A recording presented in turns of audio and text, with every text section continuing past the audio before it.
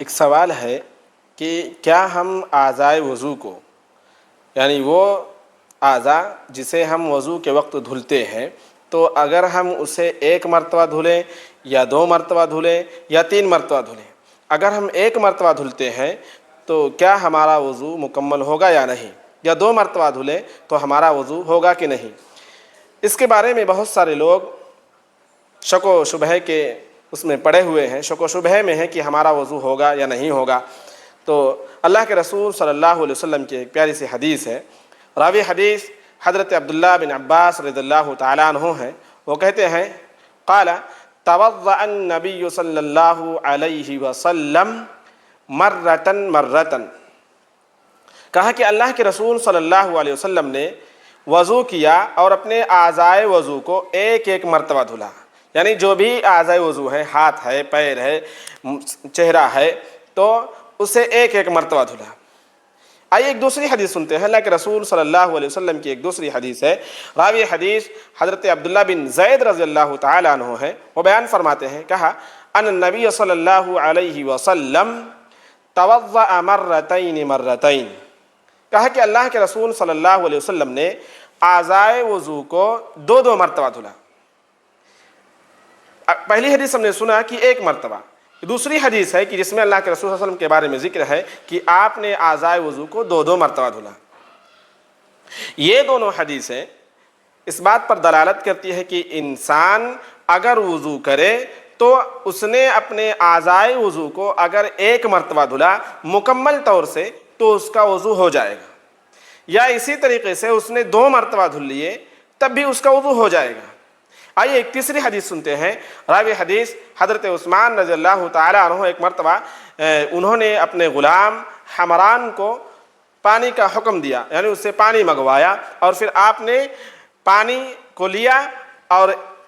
اپنے اعضائے وضو کو 3 مرتبہ دھلا۔ حدیث میں اس کو ترتیب کے ساتھ ذکر کیا گیا ہے کہ حضرت عثمان رضی اللہ تعالیٰ عنہ نے پہلے اپنے دائیں جانب وضو کے برتن کو رکھا اور پھر پانی کو اپنے ہاتھوں پر گرایا اور دونوں ہاتھوں کو یہاں تک جو ہے مکمل طور سے 3 مرتبہ دھلا۔ پھر اس کے بعد حدیث میں آگے ذکر ہے کہ اللہ کے رسول صلی اللہ علیہ وسلم کے پیارے صحابی حضرت عثمان رضی اللہ تعالیٰ عنہ نے اپنے داہنے ہاتھ کو برتن میں داخل کیا اور پانی لیا اور کلی کیا اور ناک صاف کی۔ اسی طریقے سے حدیث میں آگے بھی ذکر ہے، کہا کہ آپ نے یعنی حضرت عثمان رضی اللہ عنہ نے اپنے ہاتھ کو، اپنے چہرے کو، اپنے پیر کو اور سر کے مسح کو، اپنے ان تمام اعضاؤں کو 3 مرتبہ دھلا۔ لیکن حدیث میں ہے، اسی حدیث میں، کہ اللہ کے رسول صلی اللہ علیہ وسلم کے پیارے صحابی حضرت عثمان رضی اللہ عنہ نے اپنے سر کے مسح کو صرف 1 مرتبہ کیا۔ اس حدیث میں ذکر ہے کہ آپ نے اپنے ہاتھ کو 3 مرتبہ یہاں تک دھلا، پھر اس کے بعد 3 مرتبہ پیر کو بھی دھلا، لیکن سر کے مسح کو 1 مرتبہ کیا۔ اور دوسری بھی حدیث بہت ساری ملتی ہے کہ اللہ کے رسول صلی اللہ علیہ وسلم نے سر کا مسح اور کان کا مسح صرف 1 مرتبہ کیا ہے۔ میں نے جو پہلے دونوں حدیثیں بیان کی، ان دونوں حدیثوں سے یہ بات ثابت ہوئی کہ انسان اگر 1 مرتبہ اعضائے وضو کو دھل لے تو بھی اس کا وضو مکمل ہوگا، یا 2 مرتبہ دھل لے تو بھی اس کا وضو مکمل ہوگا، لیکن شرط یہ ہے کہ اعضائے وضو جو ہیں وہ مکمل طور سے بھیگ جائیں، گیلے ہو جائیں، پانی ہر جگہ پہنچ جائے، ہر اعضائے وضو جو ہے وہ مکمل طور سے تر ہو جائیں۔ اسی طریقے سے جو تیسری حدیث پڑھی گئی اس میں جو ہے ذکر ہے کہ اعضائے وضو کو 3 مرتبہ دھلا، لیکن سر کے مسح کو اور کان کے مسح کو 1 مرتبہ کیا۔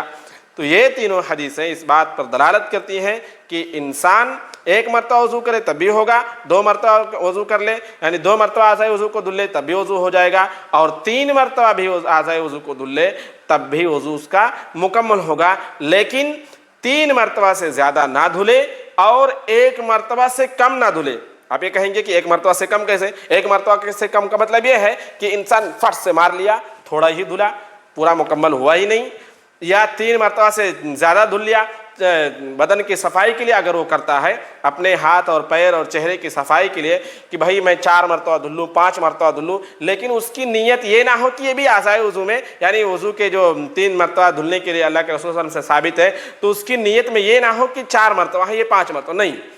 3 مرتبہ ثابت ہے وہ 3 مرتبہ کرے. لیکن اگر بدن کی صفائی کے لیے وہ کرنا چاہتا ہے تو وہ کر سکتا ہے. ہمیں چاہیے کہ ہم اعضائے وضو کو اگر 1 مرتبہ دھلنا چاہتے ہیں تو اسے مکمل طور سے دھلیں، تاکہ کوئی بھی اعضائے وضو کوئی بھی جگہ باقی نہ رہے اور ہمارا وضو مکمل ہو.